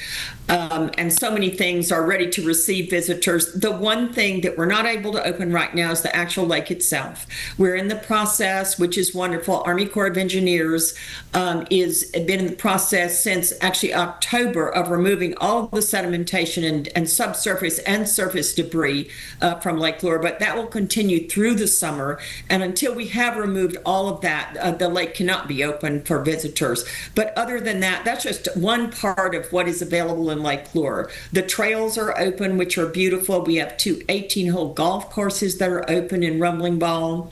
Morse Park is partially open. Our own Public Works Department has redone that. The gazebo, where so many weddings have taken place over the last decades, are open. All of our hotels and restaurants are open, so we absolutely welcome everyone here. Of course, there is a little 6474 is open only to locals through Chimney Rock now, but we're just 13 miles off 26, so you can certainly access us by 26 or coming up 6474, and we welcome everyone coming here. You can watch that entire interview anytime right here on WCNC Plus. The future of a long-standing mobile home community now in limbo as Charlotte City leaders consider a request that could displace dozens of immigrant families. WCNC Charlotte's Tradisha Woodard has a look at the timeline and the potential impact. Well, many immigrant families say this fight is not just about what's being built, but about what could be destroyed. They say if this development gets a green light, dozens of families will be displaced. It seems like these wealthy developers don't have any conscience about displacing us. To many immigrant families, Forest Park isn't just a collection of mobile homes on Charlotte's east side. A lot of people are scared because they don't have elsewhere to go. It's where generations found safety, stability, and a shot at the American dream, a dream that could soon be bulldozed over, as the owner is now selling the property and a rezoning petition is now being considered. We're here because we can afford to live here, not in a $1,500 a month, one bedroom. If Wood Partners' petition is approved, the mobile home park will close entirely by 2026, replacing it with nearly 400 market rate units and commercial space. Many families showing up ahead of the Charlotte City Council meeting in opposition, saying 60 families will be displaced. It feels like we're pushed aside and we want to be heard. They're hoping city leaders will vote no on the rezoning plan, saying this fight isn't just about property lines, it's also about survival. But city leaders say some things are out of their control. Whether or not we approve it, the timeline that was announced to you before is not something that's within our control. The seller has said that this mobile home park will terminate in May 2026. So if we deny this one, deny the next one, we cannot prohibit this seller from selling. City leaders did ask developers about resources and what can be done to ensure that the transition is a smooth process. They're waiting to hear more details about that ahead of the vote next month. Reporting for WCNC Charlotte, I'm Tradisha Woodard. As we prepare for our first big heat wave of the year, Mecklenburg County Park and Recreation wants to make sure people stay cool this summer. Starting tomorrow morning at 9, those aged 60 and older and adults with disability income can register for a free box fan. Now they'll be available for pickup starting on June 25th. You can register online or call one of the 9 designated pickup locations. We have a full list for you on the WCNC Charlotte mobile app. Well, yesterday was the hottest feeling day of the year. Today, we're going to beat that. And tomorrow, we're going to beat that. So we are in for a heat wave. Hot, That's right. Hot and more hot. And this is going to be a little wave, and then we have an even bigger heat wave after that. Well, because this is only mid-June. This is just the first one, so you know. And literally, it's only mid-June, as Ben had just said. And here are our mid-June stats through 16 days. We've averaged temperature of 77 degrees. That's both our highs and our lows. Focusing in on just the lows, it's an average of 68 degrees. That's one thing. We've had some really warm mornings, and we've had over 3.5 inches of rain. So that should actually say average rainfall for the middle one. So that's the 27th wettest through that date, the 33rd warmest, and the 16th warmest lows. So a couple of random stats to really get through it. So hey, we're still in that upper percentile as far as overall just a warm June, and it's been a wet June. So we continue in that pattern going forward. But as Ben had said, yesterday was the warmest feeling day so far in Charlotte. It was also the warmest feeling day in Gastonia and Concord. We reached a max heat index of 95 degrees. I checked all the data, and those are the highest so far. The warmest temperature that Charlotte's had so far, 91 degrees. That was back on June 7th. And the highest dew point, those have been surging recently, 72. And guess what? The max today, 72. Look at these dates: June 13th, 14th, 15th, 16th. Now we can add the 17th under the list. That has been the muggiest air so far, and it has not wavered. So as long as you have the muggy air and temperatures right near 90 degrees, we're going to be flirting with that 100-degree heat index, and that's exactly what we're doing tomorrow. Today, 98. If that is hit, that is very brief. I think most of the afternoon is pretty much what we had yesterday. Yesterday, we were really hanging around 94. This time, we're around 95, 96, maybe spiking to that 97, 98 degree point, and then 101 to 100 degrees. That should be the max around the greater Charlotte area on Wednesday and Thursday. We're feeling it. But here's that extended part. Literally, it looks like waves. one little wave, the first one, and then whoosh, this is almost like a tsunami compared to the first one, close to 100 degrees. That means some of us will hit an actual air temperature of 100 degrees, and I think Raleigh could potentially do it early next week. This is a true heat dome that is taking over, and as I mentioned, our average lows so far have been 68 degrees. That is well above the normal, and then it's in the top 20 for the warmest set of lows so far through this point in June. Well, we're going to add to that mix and maybe even go for the warmest record, where we're stuck in the lower to the mid 70s going forward as well. So that long range forecast and the chance for rain, 20%. Really, I think our highest is going to be on Thursday night, as we're going to have some widespread showers and or some storms as well. So take care, everyone. Be safe, stay hydrated, and drive safe, especially for our morning commute. Let's take another look with Majestic, see what's going on.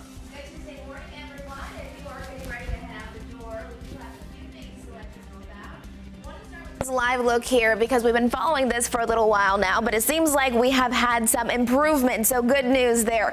I-85 is always busy this time of the day. Earlier we were watching what was specifically happening out there on the way station. A couple of police officers were there, one person with serious injuries, but as you can see, we do have traffic that is flowing normally now, so not seeing any major concerns there. Otherwise, we do have a couple of accidents I want to let you know about. This one here, a left lane is blocked on it due to a crash. It's on the Brookshire Boulevard, and it's heading southbound at Lawton Road. So you can see all of that red here, just indicating that traffic is moving very slowly. And then another one that just popped up here, left lane is blocked due to a crash again. This one on W.T. Harris Boulevard, westbound at Griffith Lakes Parkway. I'll keep a close eye on that for you coming up, and I'll give you another update in just a few.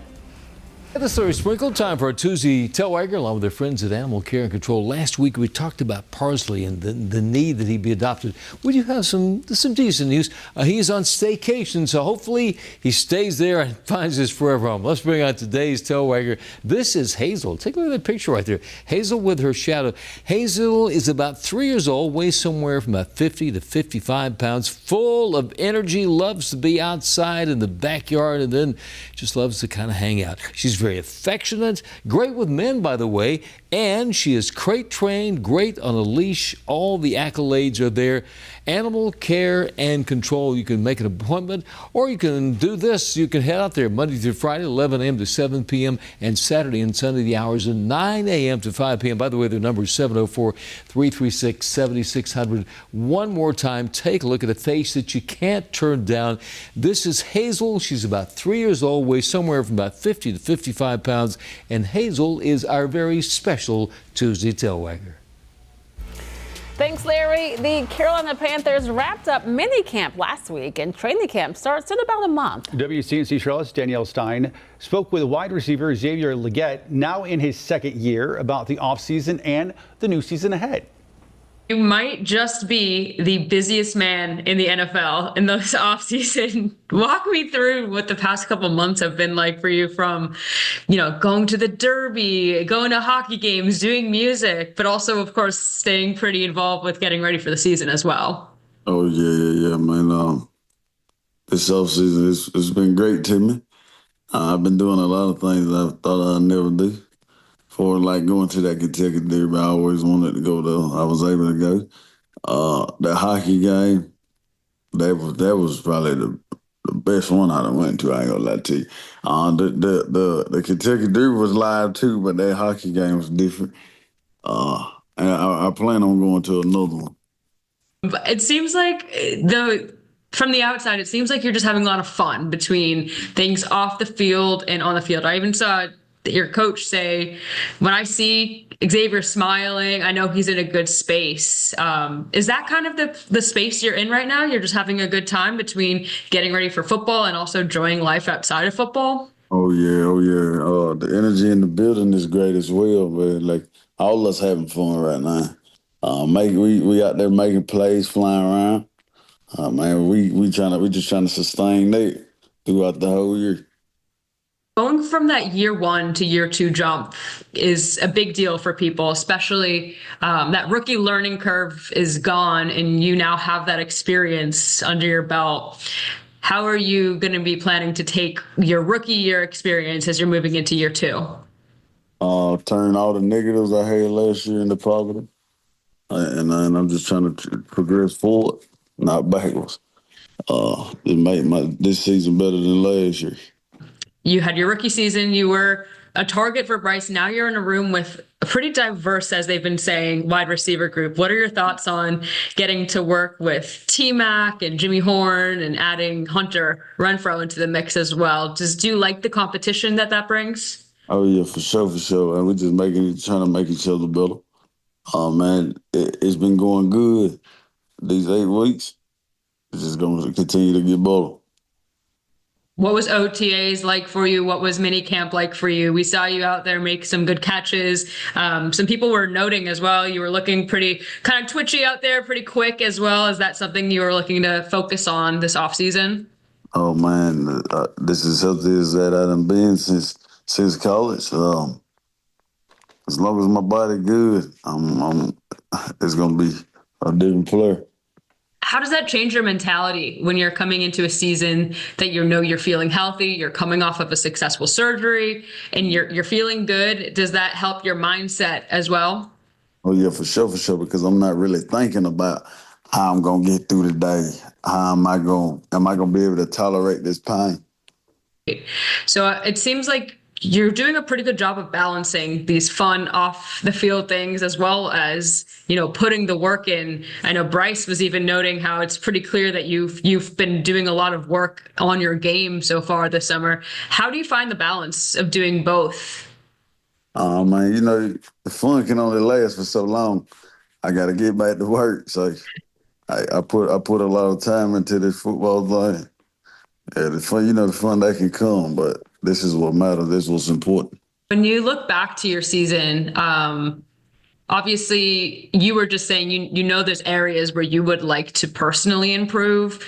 Who's helping you within the coaching staff or other teammates to kind of help you achieve those goals as well? The receiver coach play a hand in it. Adam Thielen, he play a hand in it. And at the end of the day, it's just going to all come to the things that I can do for myself. Tell me about Thielen, what he's been doing to help you as well. He has a lot of knowledge.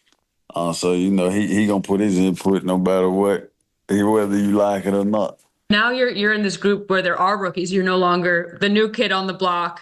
How do you plan to help out the younger players as well, too, in your position group?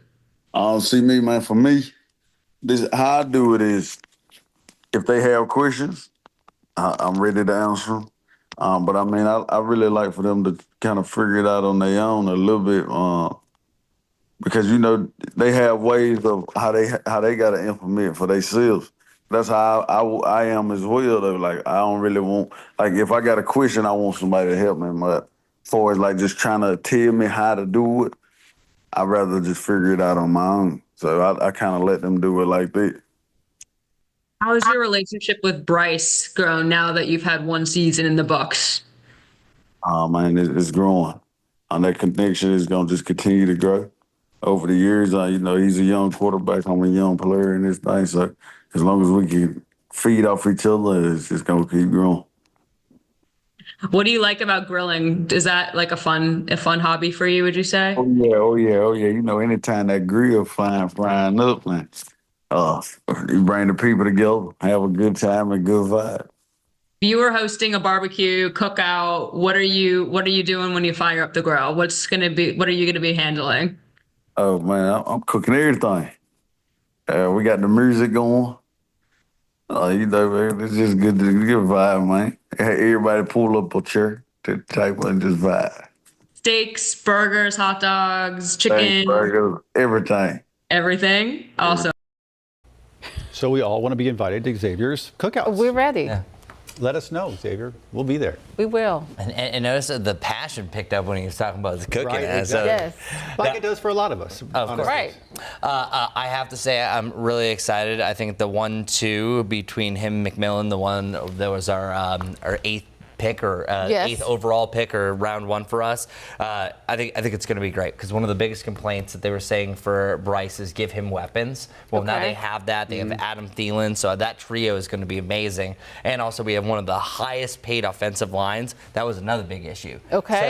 So we've done everything we can, check the box, including, I think, the biggest box, giving Bryce Young his confidence back. And you saw that at the end of last year. So that's Makes a difference. Here's hoping. If the Panthers go on to even make the playoffs this year, I think it'll be one of the greatest sports stories of all time, because there was at one point last year that they were saying trade Bryce Young, get rid of him. People were losing hope, and it's like no, but everything's really coming together, I think, perfectly. And Xavier, I think, is going to be a very big part of that this year. I'm going to try to draft him in my fantasy team. You heard it here. The pride of Mullen, South Carolina. That's right. That's right. All right, folks, we're going to take a quick break. Coming up at the top of the hour, our Jane Montreal is going to be live in our Impact Stream Studio. She's going to have the latest breaking events as they happen. Keep it right here on WCNC Plus all day.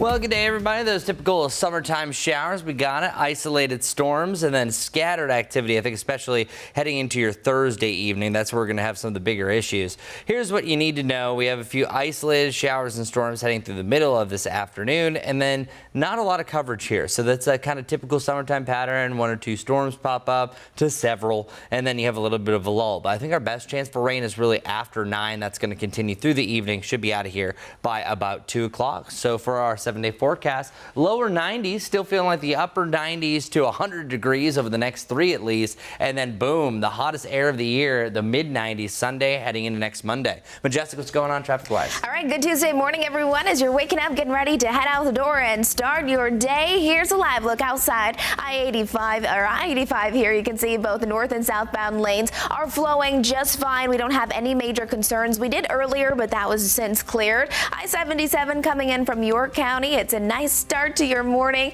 and a few looks at those drive times, about 40 minutes if you're coming in from Gastonia.